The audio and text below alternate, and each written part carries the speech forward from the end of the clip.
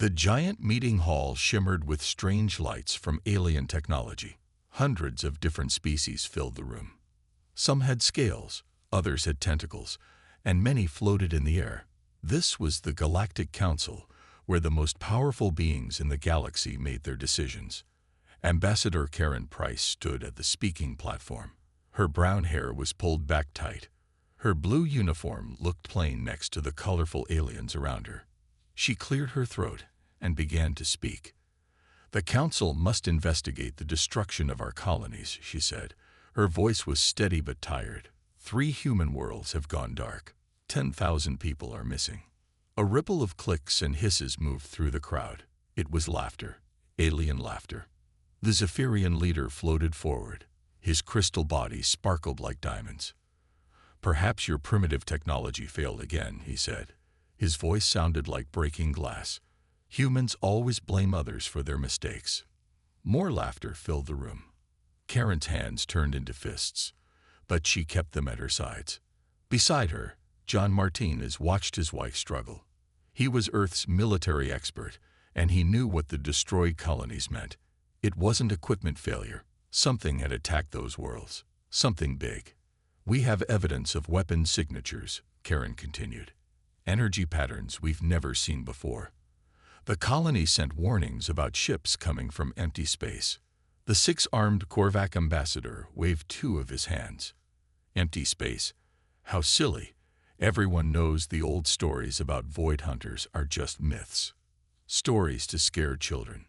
"We've been warning you for 10 years, Karen said. Her voice grew louder. "Strange signals from the void. Missing ships. Now whole colonies are gone." The council members whispered among themselves. Most of them thought humans were too young, too new to space travel. Earth had only joined the galactic community 50 years ago. To species that lived for thousands of years, humans were like children. Ambassador Kolnax of the Etherian Republic stood up. Her purple skin glowed softly. "The Council has voted. We will not waste resources investigating human technical failures. Your people must learn to maintain your equipment better." John saw his wife's shoulders drop. They had tried so many times. Every warning ignored. Every request rejected. Humanity paid huge taxes to the Council, but got nothing back. Their trade deals were unfair. Their colonies were charged extra fees. And now their people were dying. Furthermore, the Zephyrian leader added, "The Council denies Earth's request for defense satellites around your remaining colonies. Such weapons are too advanced for your species." That was the final insult. Humans designed some of the best technology in the galaxy. Human doctors had cured diseases that plagued other species for centuries. Human engineers fixed problems others couldn't solve. But the Council still treated them like stupid children. Karen looked around the room one last time. She saw smirking faces, dismissive waves, and cold indifference. These beings would never respect humanity. They would never listen. She straightened her back and spoke in a clear, strong voice. "Then Earth formally withdraws from the Galactic Council." The laughter stopped instantly. Every alien in the room froze. "What did you say?" The Zephyrian's crystal form flickered with surprise. "Humanity is leaving the Council," Karen repeated. "We withdraw our membership. We cancel all trade agreements. We end all technology sharing. We close our borders. As of this moment, humanity stands alone." The silence was complete. No species had ever left the Council before. It was unthinkable. The Etherian ambassador recovered first. "You can't be serious. You need us.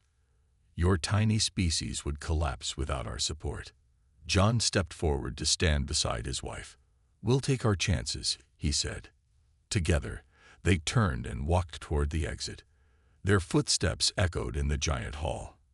Behind them, the aliens began shouting and arguing. Some called for them to stop.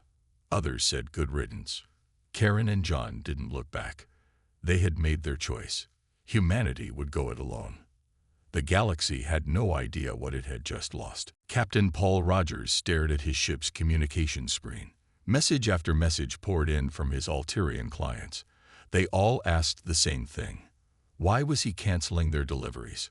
Why were all the humans leaving? Paul sighed and typed the same reply he had sent 20 times already. Earth has recalled all citizens. The Liberty will return to Sol system immediately. We apologize for any inconvenience.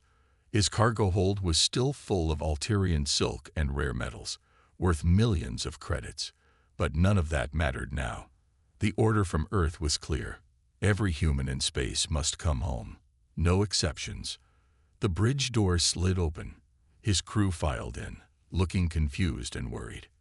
They had all received the same message on their personal devices.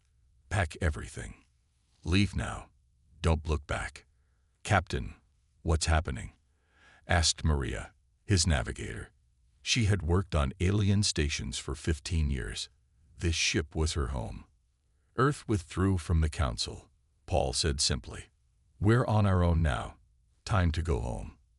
Across the galaxy, the same scene played out thousands of times.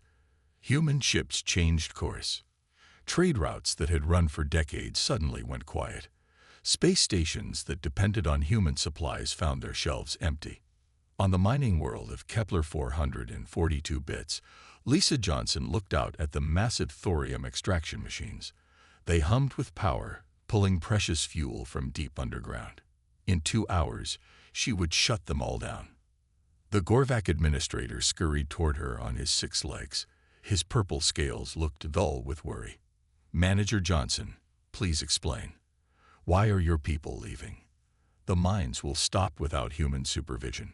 Lisa had tried to train the Gorvacs to run the equipment themselves. They were smart enough, but they had never bothered to learn. Humans did the work so well. Why change? I'm sorry, Administrator Kreck, she said. Earth has recalled us. You'll have to manage on your own. But the machines are so complicated, Kreck whined. Only humans understand them fully. And the safety protocols, the maintenance schedules. I left instruction manuals in the control room, Lisa interrupted. She felt a little guilty. The Gorvacs had been decent employers, but they had also paid humans half what they paid their own species for the same work. Down in the colony town, the Washington family loaded their belongings onto a transport. They had lived on New Eden for 3 generations. Little Amy Washington had never even seen Earth. This alien world was all she knew. Why do we have to leave, Daddy? Amy asked. She clutched her stuffed animal, a gift from her Thrakari friend next door. Bill Washington lifted another box. Because Earth needs us to come home. Sweetheart. All of us. His wife Sandra looked back at their house one last time. The garden she had spent years growing. The workshop where Bill fixed engines for the whole colony. Their neighbors watched from windows, confused and worried. The human section of town was emptying fast. At the New Eden spaceport, hundreds of humans waited to board ships. Engineers, doctors, teachers, farmers, all leaving their lives behind. Some had alien friends who came to say goodbye. Others left without a word. Danny White locked the door to his repair shop on Trading Hub Omega 7. The best mechanic in 50 light years was closing for good. Ships with broken jump drives would have to find help somewhere else. If they could. Acceleran merchant captain rushed up to him, her green feathers ruffled with anxiety. Master White, please, my ship needs drive calibration. Just one more job. I'll pay triple. Danny shook his head. Sorry, Captain Vakra. Shop's closed. I've got a transport to catch. But where will we go for repairs? She squawked. Yours is the only shop that can fix Terran-made drives. Half the merchant fleet uses them. That wasn't Danny's problem anymore. Humans had shared their technology freely, maybe too freely. The aliens had taken it all for granted. By the end of the first week, the exodus was nearly complete.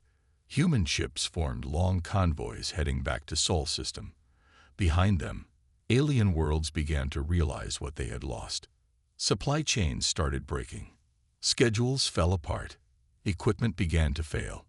The galaxy was about to learn just how much it depended on humanity. Chancellor Vexneri floated in his private chamber, his crystalline body glowing with confidence. The reports on his desk meant nothing. So what if the humans had left? They were barely a footnote in galactic history. The galaxy has thrived for millennia without humans, he told his aide.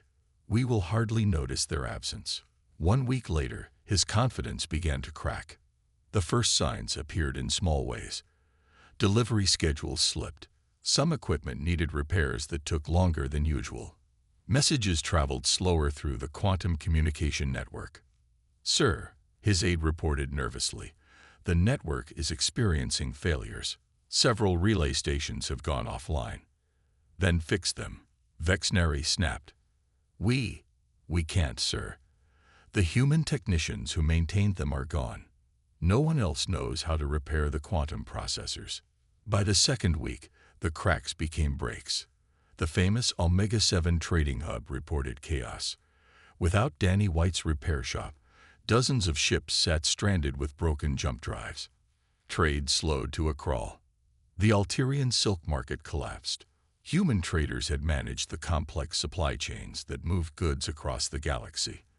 Without them, warehouses overflowed while planets went without basic supplies. On Medical Station Prometheus 5, Dr. Korek faced an emergency. The human-made medical nanobots were running out. His hospital had always ordered more from Earth's biotech companies. Now those companies wouldn't answer. Can't we make our own? Asked a junior doctor. Korak laughed bitterly. Do you know how to program molecular machines? The humans never shared that secret. We just bought what they made. Military problems emerged next. The Thrakari warriors discovered their combat strategies failing in simulations. For 20 years, human advisors had helped plan their operations. The Thrakari had grown dependent on human tactical thinking. Admiral Susan Clark had trained most of their officers. Now they tried to remember her lessons, but it wasn't the same. Humans thought differently. They saw patterns others missed. They planned for disasters others ignored. On the agricultural world of Harvest Prime, crops began to fail. The complex ecosystem balance that fed billions required constant adjustment. Human agricultural advisors had managed it for decades. The native farmers had never learned how. Just follow the computer programs, said Administrator Velish. But the programs needed updates. They needed human intuition to spot problems before they grew. Within a month, food shortages hit 3 sectors. Even the mighty Etherian Republic felt the strain. Their ancient civilization had lasted eons, but they had grown lazy. Why solve problems when humans would do it for them? Their production facilities slowed. Their research stalled. Their systems degraded. We must admit the truth, Ambassador Kolnax told her council. We have become parasites, feeding off human innovation while giving nothing back. Pirates struck merchant ships with new boldness. Human patrol fleets had kept the space lanes safe. Their fast response times and unpredictable tactics had scared criminals for years. Now the pirates faced only slow, predictable alien forces. The Zephyrian Empire watched their trade income drop daily. Without human logistics experts, their shipping costs tripled. Routes that once took days now took weeks. Goods spoiled. Contracts failed. Chancellor Vexneri called emergency meetings, but they solved nothing. Every solution required skills or knowledge that had left with the humans. The galaxy's leaders had mocked human paranoia about the Void Hunters. They had laughed at human warnings. They had dismissed human ideas. Now those same leaders faced failing infrastructure, collapsing trade, and growing chaos. The young species they had treated like children had been holding up the galaxy's economy. 3 months after humanity's exodus, deep space monitors detected something terrifying.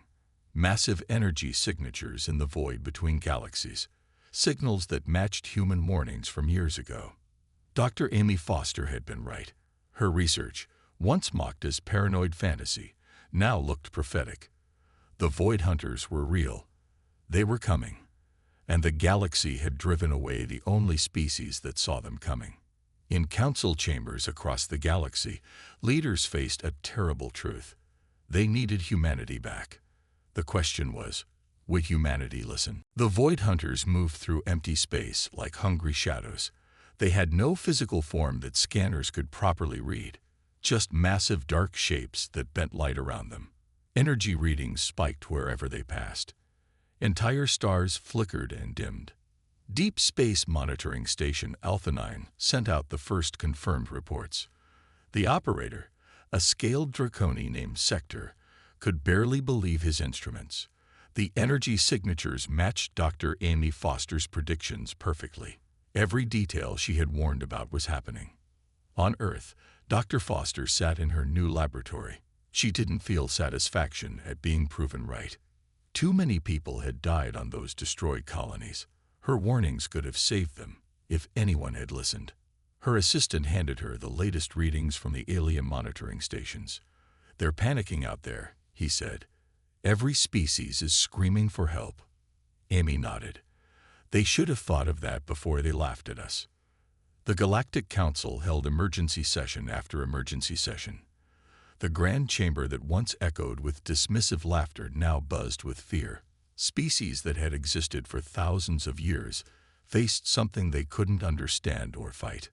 "Analysis shows the Void Hunters consume energy directly," reported the Alterian science chief. "They drain power from stars, from ships, from planets. Our weapons are useless. Shields fail. Engines die."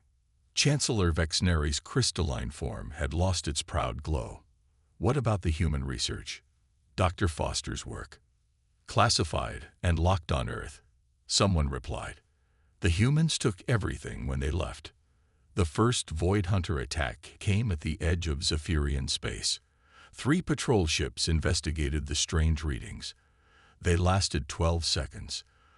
The crews didn't even have time to scream. The ships simply went dark, drained of all power, all life. Then the Void Hunters moved toward inhabited systems. Planet Kelvis 3 sent a final message before going silent. "They're here. Everything is failing. The lights are going out. Tell our families." Nothing. Panic spread across the galaxy. Species that had warred for centuries united in terror. The Thrakari warriors threw their entire fleet at the Void Hunters. Thousands of ships fired every weapon they had. The dark shapes absorbed it all. Ships died. Crews vanished. The warriors who had mocked human caution learned fear. Ambassador Kolnak stood before the council. Her purple skin had faded to gray with stress. "We must face reality." Only humanity was preparing for this threat. Only they understood it. "We need them back. The humans will never forgive us," someone said. "We laughed at their warnings. We dismissed their fears. Then we must humble ourselves," Kolnax replied. "We must beg." The decision came quickly. Fear made even the proudest species agree. A delegation of the galaxy's most powerful leaders would go to Earth. They would apologize. They would plead. They would offer anything to bring humanity back. But Earth had changed in the months of isolation. General Patricia Lee reviewed defense reports with satisfaction. Every plan the Council had rejected was now in place. Void shields protected human colonies. Quantum torpedoes filled military arsenals. And most importantly, they had Dr. Foster's secret weapon. The brain scans confirm it. Dr. Foster explained to Earth's leadership. Human neural patterns naturally disrupt Void Hunter communication. We can literally think them to death. What the aliens mocked as our primitive consciousness is actually our greatest weapon. President James Rivera looked at the reports. Humanity was ready. They could defend themselves. The question was, should they help the galaxy that had spurned them? "They're coming," announced Defense Minister Jackson. Alien delegation requesting permission to approach Sol's system. The room fell silent. Everyone looked to President Rivera. Outside Earth's defensive perimeter, the alien delegation waited. Emperors, chancellors, and ancient leaders who had ruled for millennia sat in their ships like beggars at the door. The Void Hunters were consuming their galaxy. Only humanity could save them. The galaxy held its breath. waiting for Earth's answer. The meeting room on Titan Station felt cold despite the perfect climate control. President James Rivera sat at one end of the table. General Patricia Lee stood behind him, her face showing no emotion. They waited. The doors opened. Some of the galaxy's most powerful beings entered. The crystalline form of the Zephyrian Emperor had lost its proud shine. Ambassador Kolnax of the Etherian Republic moved slowly, her purple skin dull with exhaustion. The six-armed Gorvak Supreme Minister kept all his hands folded, a sign of submission. They had come to beg. "Please sit," President Rivera said calmly. He didn't stand. He didn't bow. These beings had once treated humans like servants. Now they came asking for salvation. The Zephyrian Emperor spoke first. His voice no longer sounded like breaking glass. It sounded broken. "President Rivera, we apologize. The Galactic Council was wrong. I was wrong.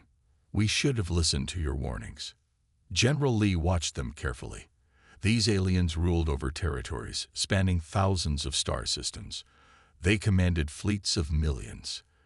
Yet here they sat, humbled and afraid.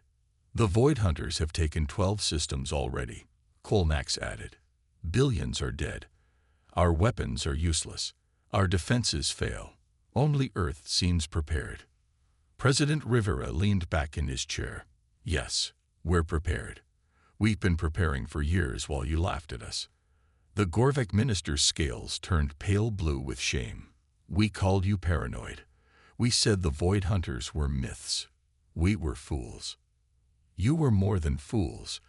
General Lee spoke for the first time. "You were cruel.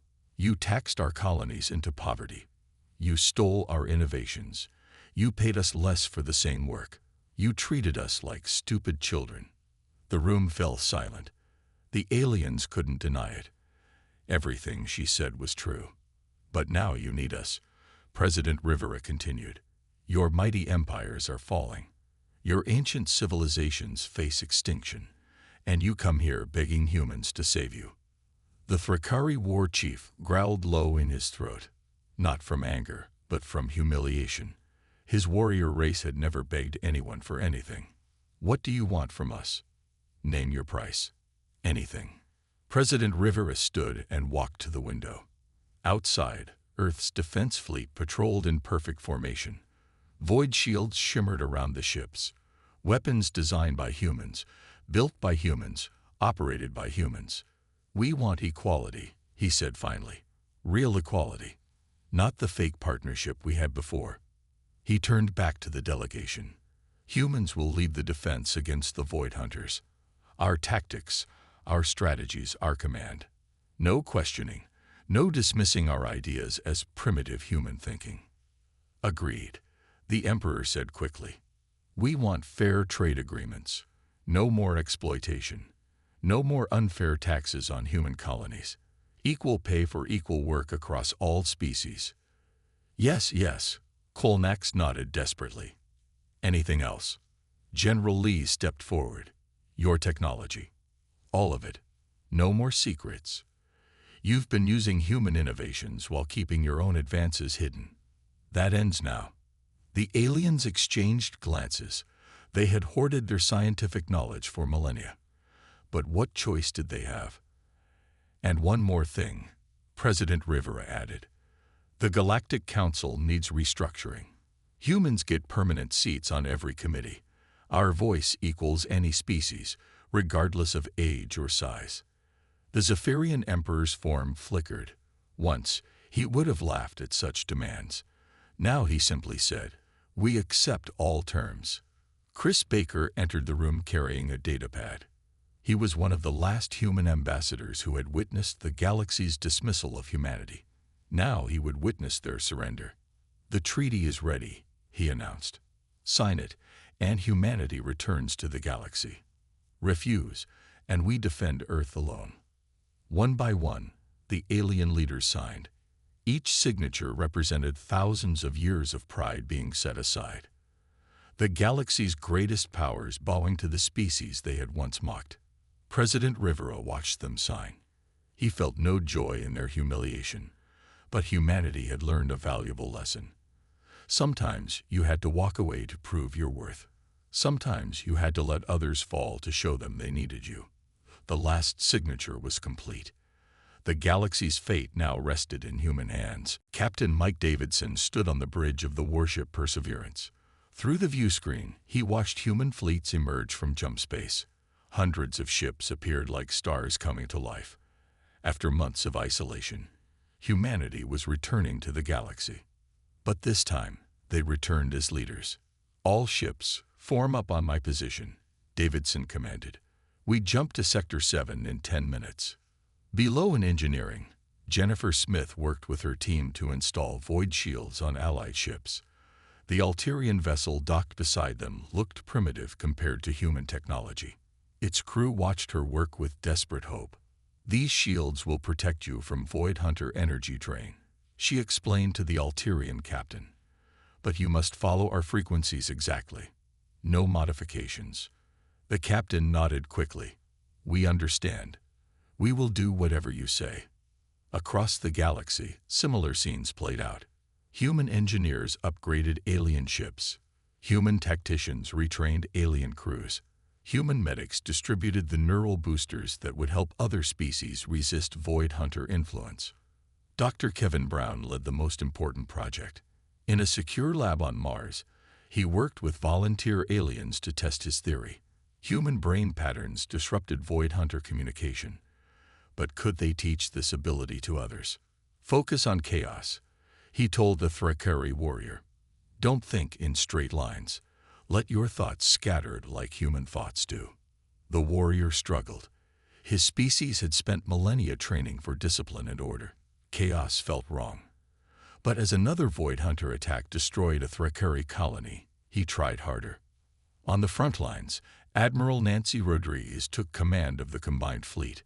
Ships from 100 different species now followed her orders without question. The same beings who had once laughed at human military ideas now hung on her every word. "The Void Hunters feed on predictability," she explained to her alien commanders. "They expect logical responses. We give them human chaos instead." She displayed her battle plan. To alien minds, it looked insane. Ships would jump randomly. Attacks would come from illogical angles. Retreat would happen when winning seemed certain. Advance would happen when defeat seemed sure. "This makes no sense," muttered a Gorvak admiral. "Exactly," Rodriguez smiled. "That's why it works." The first test came at the Nexus system. 12 Void Hunters surrounded a populated world. Previous alien attacks had failed completely. Their logical strategies, powerful weapons, and perfect formations meant nothing to creatures that fed on energy itself. But humans fought differently. Private Alex Chen sat in his fighter, part of the seemingly random attack pattern. His neural implant buzzed with activity. Dr. Brown's technology let him project his chaotic human thoughts into space. To the Void Hunters, it felt like poison. "Thunder Squadron, execute Pattern Chaos 7, his commander ordered.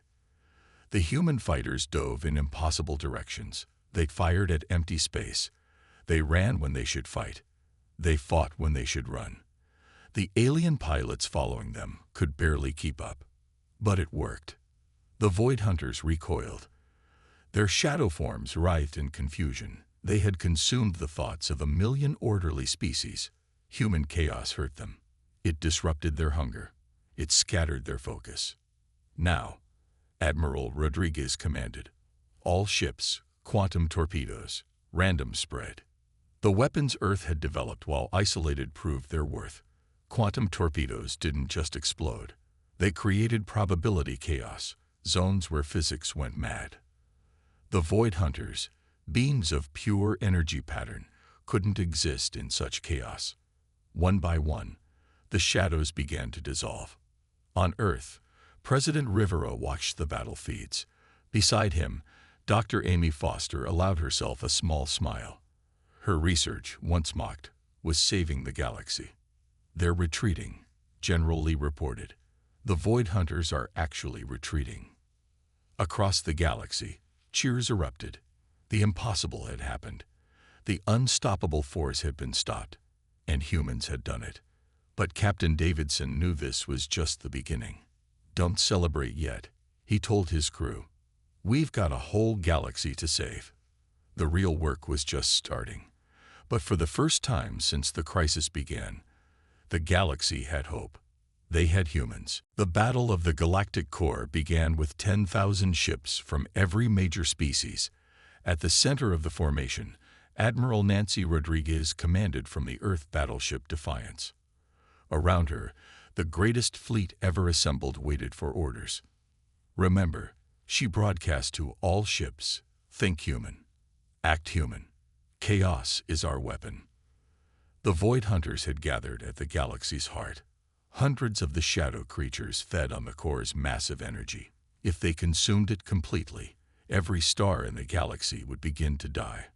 This was the final stand. Captain Mike Davidson led the first wave. His squadron of mixed human and alien pilots dove straight into the darkness. The Alterian pilot beside him struggled to follow his random movements. "This feels wrong," the Alterian said through comms. "My training says to maintain formation." "Forget your training," Davidson replied. "Feel the chaos. Be the chaos." Below on the planet Sanctuary, Private Alex Chen and his unit held the ground defenses. If the Void Hunters broke through the fleet, they would be the last line. His neural implant hummed constantly now, projecting disruptive thoughts into space. "They're coming," whispered Corporal Janet Lee beside him. She could feel the Void Hunters' presence like ice in her mind. The shadows struck first. They flowed between ships like living darkness. Where they touched, systems failed. Shields collapsed. But human chaos pattern technology held. Ships jinked and weaved in patterns that hurt to watch. Dr. Kevin Brown monitored from his lab. "Neural disruption is working. The aliens are learning. Look at these readings." On the screens, he watched Thrakari warriors finally achieve chaotic thought patterns. Korvac engineers let their 6 arms work independently, creating confusion. Even the orderly Zephyrians flickered in random patterns. "It's spreading," his assistant said excitedly. "They're thinking like humans." The battle raged for days. Neither side could gain clear advantage. For every ship the Void Hunters drained, human quantum torpedoes scattered another shadow. The galaxy's fate balanced on a knife's edge. Then disaster struck. The Void Hunters adapted. They began to predict even human chaos. Ships started falling faster. The shadows pressed closer to the core. "They're learning our patterns," someone screamed over comms. Admiral Rodriguez made a desperate decision. "All ships, execute final gambit. Release all safety protocols. Pure chaos. No patterns at all." What followed was madness. Human crews turned off their navigation computers and flew by instinct. They fired weapons backward. They rammed enemy shadows with shields reversed. They did everything wrong, which made it right. Jennifer Smith watched her engineering console go wild. "Admiral, if we keep this up, our ships will tear themselves apart." "Then we tear them apart," Rodriguez replied grimly. "Better to die in chaos than live in order." The Zephyrian Emperor himself joined the battle. His crystalline form blazed as he followed human guidance, shattering his millennia of ordered thinking. "For the galaxy," he cried, diving into a shadow mass. The tide turned in the 17th hour. The Void Hunters, creatures of pattern and prediction, couldn't comprehend true randomness. They began to retreat, flowing away from the core like water from fire. But they left something behind. A message burned into space itself. The translation was clear. "We will adapt. We will return. Order will consume chaos." President James Rivera read the message from Earth. "Let them come," he said quietly. "Humans will be ready. The galaxy will be ready." In the aftermath, as medical ships collected survivors, something had changed. Alien crews now wore neural implants. Their ships carried chaos generators. Their tactics embraced disorder. Ambassador Karen Price stood before the rebuilt Galactic Council. No one laughed now. Every species hung on her words. The Void Hunters will return, but they'll find a different galaxy, a human galaxy, a chaotic galaxy. The war was won, but everyone knew it was just the beginning. The galaxy had learned humanity's greatest lesson. Sometimes, chaos is the only answer to order. And in the dark between galaxies, the Void Hunters waited, trying to understand the impossible. How could chaos defeat order? How could the smallest species save everyone? They would return to find out. 1 year after the Battle of the Galactic Core, Ambassador Karen Price stood in the same hall where her journey began, but everything had changed. The Galactic Council chambers buzzed with respectful silence as she approached the speaking platform. No one laughed now. The quarterly defense report shows continued success, she announced. Void Hunter activity remains limited to deep space. Our Chaos Shield network holds strong. Around the chamber, alien representatives took careful notes. The Zephyrian Emperor himself leaned forward, his crystalline form bright with attention. The six-armed Gorvak recorded every word. The Thrakari warriors studied her military assessments with genuine respect. At the New Earth Embassy on Capital Station, young alien students crowded the classrooms. Professor Martin Brooks taught them human history, but not the technology or science they expected. He taught them about failure, about persistence, about thinking differently. Humans nearly destroyed their own planet. He explained to wide-eyed students, "We fought terrible wars. We made countless mistakes. But we learned. We adapted. We survived by embracing our chaos." A young Altarian raised a feathered hand. "Is that why humans are so unpredictable?" Martin smiled. "Exactly. What you call unpredictable, we call creative.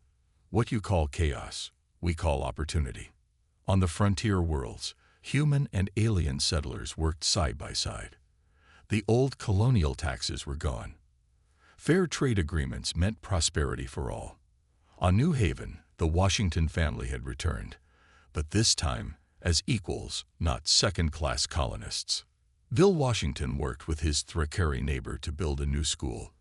Their children played together, neither species looking down on the other. Amy Washington taught young aliens to paint with their fingers, to make music without rules, to play games with no clear winner. "Humans are strange," the Thrakari child told his parents. But strange is good now. In the engineering sectors, Jennifer Smith led mixed crews in upgrading the galaxy's infrastructure. Human innovation combined with alien precision created wonders. Quantum processors merged with crystal matrices. Chaos shields protected order-based systems. The galaxy grew stronger through diversity. The military academies changed most of all. Admiral Nancy Rodriguez established the Combined Forces Training Center on Mars. Here, the galaxy's warriors learned human tactics, not to replace their own strengths, but to add human adaptability. "Combat is not about superior firepower," she told the newest class. "It's about superior thinking. And sometimes, the best thinking is not thinking at all." Private Alex Chen, now promoted to captain, demonstrated neural disruption techniques. Alien soldiers struggled at first, their ordered minds resisting chaos. But they persevered.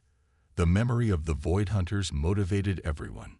On Earth, President James Rivera met with the Galactic Council's Permanent Human Committee. Former dismissal had become central leadership. Humanity now held key positions in defense, trade, science, and diplomacy. "We must stay vigilant," General Patricia Lee reported. "The Void Hunters will return." Their message was clear. Dr. Amy Foster agreed. "But we'll be ready. The neural disruption technology improves daily. Every species now has some resistance, and we're discovering new applications." The galaxy had learned its most important lesson. Diversity meant strength. Different thinking meant survival. And sometimes, the youngest voice carried the greatest wisdom. As Karen Price finished her report to the Council, she reflected on the journey. Humanity had walked away to prove their worth. They returned to save everyone. But the real victory wasn't in battle. It was in transformation. The galaxy no longer saw humans as primitive children. They saw them as teachers, innovators, and protectors, equal partners in an alliance based on respect, not hierarchy. When humanity walked away, she concluded her speech. The galaxy held its breath. Now we breathe together. Different lungs, same air. Different minds, same purpose. The council erupted in something they had never done before for a human speaker. They stood, all of them. Every species, every representative. They applauded.